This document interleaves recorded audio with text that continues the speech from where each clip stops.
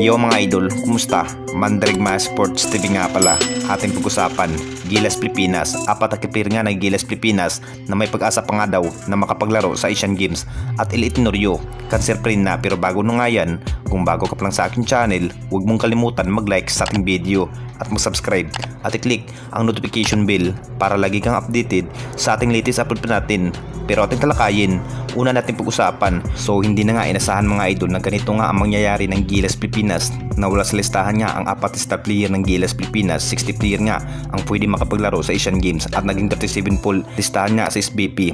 Pinasabog nga ang balita mga idol na wala sa listahan nga ang apat na player ng Gilas Pilipinas na si Jason Perkin at Dabis Calvin Obiba at Terence Romeo at Mola Totua. Nasira na nga ang magandang plano ni Coach Tim Kun mga idol. Expected nga ni Coach Tim Kun na nasa listahan nga ang apat na player na si Terence Romeo at Dabis Calvin Obiba. Sila pa naman ang kapalit ni Jimmy Lonso at Brandon Rosier mga idol. Nakapaghanda na sana ang Gilas Pilipinas para sa paparating na Asian Games.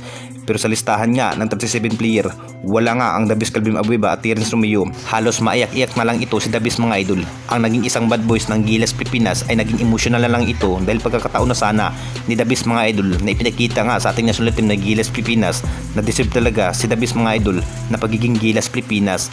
Nakakahanap na nga ang Gilas Pilipinas mga idol ng panibagong player kung sinong nandyan at available.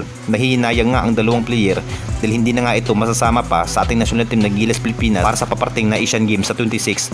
At pati na nga si Dabis mga idol, nadismaya na nga ito sa pangyayari dahil excited na nga ito si Dabis mga idol at Terence Romeo na makapaglaro ulit sa Gilas Pilipinas. Malaking problema pa rin kay Coach Tim Kun mga idol dahil balik umpisa na nga ito ang pag-iinsayo sa ating national team dahil may kunting kaibahan na nga ang Gilas Pilipinas. Ready na sana ang Gilas Pilipinas mga idol para makapaghandaan sa Asian Games dahil si Terence at Dabis pa naman ang isang forward at guard sa Gilas Pilipinas. Sa leading post nga ni Dabis mga idol, parang nagpapakaawa na nga ito. Gusto pa rin ang apat na player mga idol na makapaglaro sa Asian Games. Iniintay pa rin ni Dabis mga idol kung anong desisyon ng Asian Games Committee kung papayagan na nga ba ito makapaglaro si Dabis at Terence Romeo at Jason Perkin at Malo Tautua sa Gilas Pilipinas para sa Asian Games. At dito na naman tayo sa isa pa nating balita, Ilitinorio. Cancer free na. Ito nga si Ilitinorio mga idol.